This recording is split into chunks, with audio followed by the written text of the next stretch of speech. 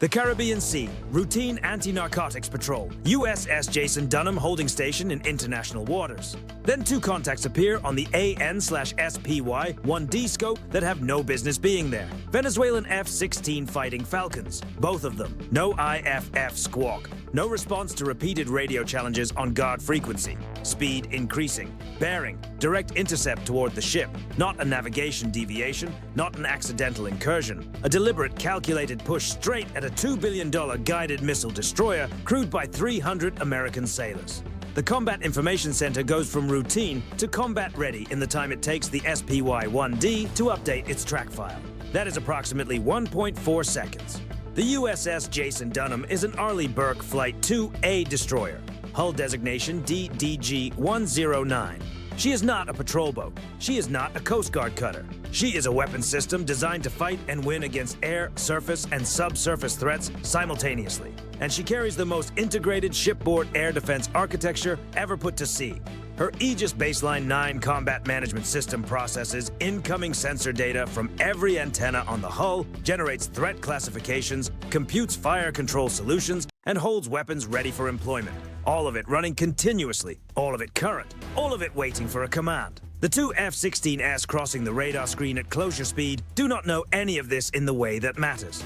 They know it as a fact. They are about to understand it as an experience. At 2.5 nautical miles, Captain Evans authorizes the Phalanx Block 1B close-in weapon system to active tracking mode. The Phalanx, designated CIWS, pronounced CWIS by every sailor who has ever stood next to one firing, is a 20mm M61A1 Vulcan rotary cannon mounted on an autonomous slewing turret with its own search and track radar. 6 barrels, 4,500 rounds per minute. At full rate, it puts 75 tungsten projectiles into a defined volume of airspace every single second. When the Phalanx locks a target, the target does not negotiate. The gun barrels are rotating. The AN/S PG-62 fire control illuminator is tracking both aircraft. The weapons consoles show ready across the board. Captain Evans does not order an engagement. He orders a message. The Phalanx fires a warning burst, a controlled, precisely aimed volley of armor-piercing rounds, calculated to pass 5 meters off the flight path of the lead F-16. Not close enough to strike. Close enough that the pilot sees the tracers crossing his canopy glass. Close enough that every threat warning system on that airframe triggers simultaneously. The second burst is adjusted 4 meters off the wingman's aircraft. Inside the cockpit of the lead F-16, the radar warning receiver alarm is continuous. The pilot sees the tracer streaks. His threat display is showing a fire control radar lock from the surface. He pulls back on the stick, brakes right at 70 degrees, and pulls the aircraft into a hard climbing turn. The afterburner kicks in. He is at 7,000 feet before the turn is complete. 2 flare cartridges eject from the countermeasures dispensers, burning magnesium arcing away behind the aircraft. His hands are moving fast. His mind is moving faster, and not all of the calculations are going his way. The wingman mirrors the brake, left this time, 65 degrees, climbing to 6,500 feet, reducing throttle to keep station separation, activating his own countermeasures dispensers. Both pilots settle into a wide orbit at 10 nautical miles, maintaining visual contact with the ship, communicating on their tactical frequency. They are not leaving, they are reassessing. The AN/SLQ-32 V3 electronic warfare system aboard the Jason Dunham is already degrading their targeting picture. The SLQ-32 is not just a passive receiver. It actively transmits jamming energy across the frequency bands the F-16's fire control radar and data link systems depend on. From inside the Venezuelan cockpit, the radar display is producing false returns. Track files are appearing and disappearing. The AN/APG-66 radar in the F-16's nose is trying to build a targeting solution against a ship that is electronically making itself look like 5 different ships and occasionally like nothing at all. The Venezuelan pilots are being professionally, systematically blinded. At 8 nautical miles, the lead pilot makes a decision that reclassifies this incident from provocation to something considerably more serious. He activates his fire control radar in search mode and sweeps it across the Jason Dunham's bearing. The AN/S PG-62 on the ship detects the fire control emission spike immediately. The threat warning in the Combat Information Center upgrades automatically. Fire control radar, active lock. Venezuelan Alpha. Elevated threat posture. Captain Evans orders the SLQ-32 to shift to concentrated jamming, flooding the F-16's radar guidance frequency with structured interference that collapses the targeting picture entirely. The lead pilot watches his radar scope fill with noise. He cannot resolve the ship. He cannot hold a track. He is, from a weapons employment standpoint, operationally blind. The frustration of a pilot who came prepared to demonstrate something and is finding that the demonstration is not going the way he planned produces a predictable response. He selects the M61 Vulcan cannon and activates the targeting reticle. The radar pulse associated with the gun ranging mode transmits for less than 2 seconds. 2 seconds is enough. The Jason Dunham's electronic warfare suite registers the emission signature, identifies it as a weapons employment radar mode, and classifies it as a potential hostile act. The threat board in the CIC doesn't require interpretation. It requires a response. Evans gives the order, Launch 1. Warning shot, SM-2. The forward Mark 41 VLS hatch cycles. A standard missile 2. Block 3 clears the launcher on its booster, trailing white exhaust, climbing steeply into the Caribbean sky. The SM-2 is not a warning flare. It is a 3,000-pound weapon carrying a 140-pound continuous rod fragmentation warhead, capable of reaching Mach 3.5 and engaging targets at ranges the F-16 pilots are not close to. The missile is programmed to detonate 300 meters short of the lead aircraft's altitude. That detonation produces a pressure wave, a flash, and a very specific sensation in the cockpit of an aircraft that was not expecting a surface-to-air missile to arrive at its 11 o'clock position. The shock wave hits both F-16. The lead pilot is already pulling a 6G evasive turn before his conscious mind has fully processed what happened. The wingman ejects his entire remaining flare magazine. Both RWR systems are screaming. The SM-2's seeker head swept past the aircraft during its terminal phase, close enough for the seekers to register, before the missile self-destructed as programmed.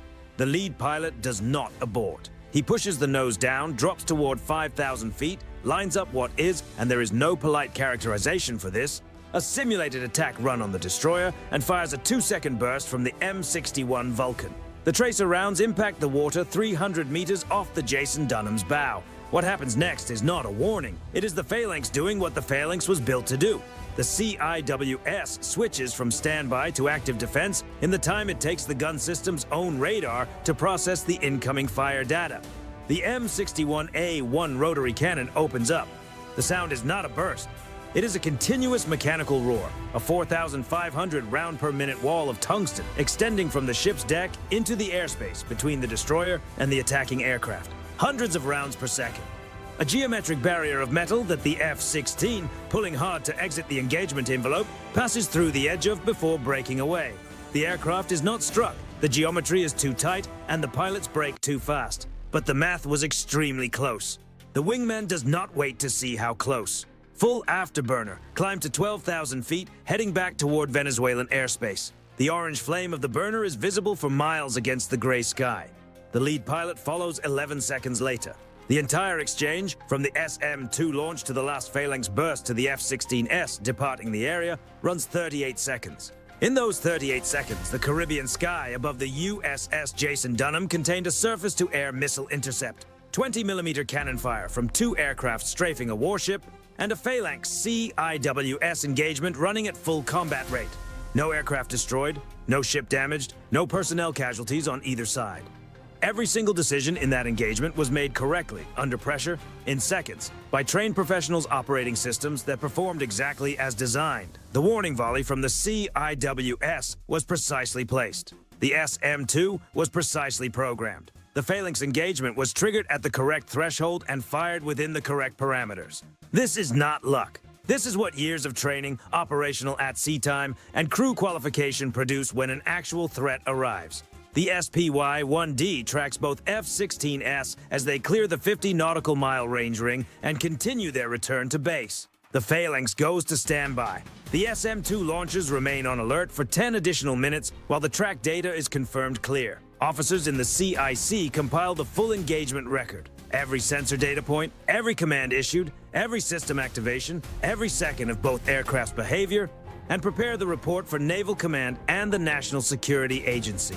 The SLQ-32 recordings of every radar emission from both F-16s during the engagement are already being processed. Frequency, power modulation, pulse repetition interval, the electronic fingerprints of the AN/APG-66 radar, and the R-60M missile seekers that were on standby are now in a database that will inform U.S. tactical planning every time a Venezuelan F-16 activates a radar system anywhere near a U.S. asset. The Venezuelan pilots came looking to understand where the boundaries were. They found them.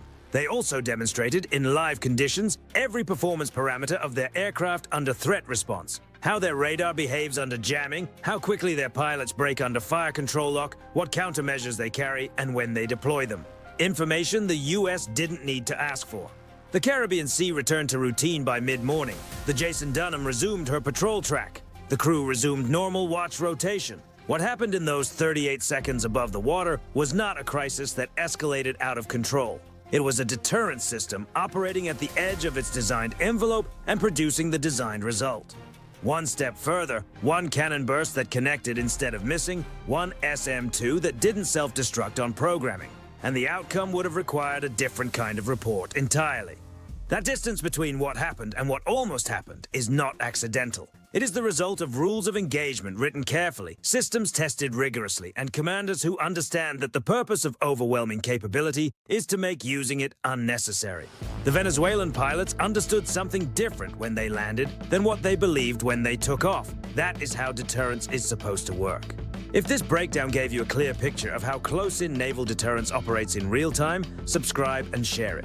More of these analyses keep coming as long as you are here for them.